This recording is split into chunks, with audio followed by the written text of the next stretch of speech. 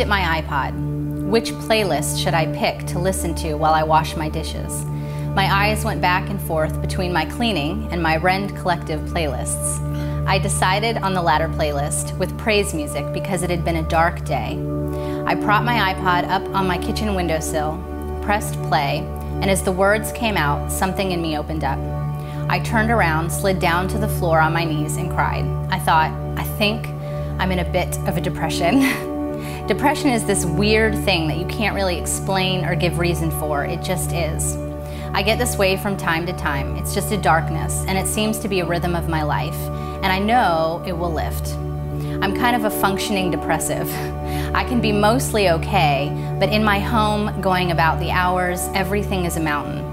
I remember a professor once saying in class that when you find yourself in a depressed place, when everything feels hard, just do something small. Maybe you can make the bed. Do that. My small thing right now is writing this down because there is something in the writing that helps. Something that vulnerability and honesty allows the process to take its course. So while I am sharing that I'm depressed, I'm also hopeful because God is with me and He knows all of my heart and every bit of my soul, and He will be kind and tender with me through this.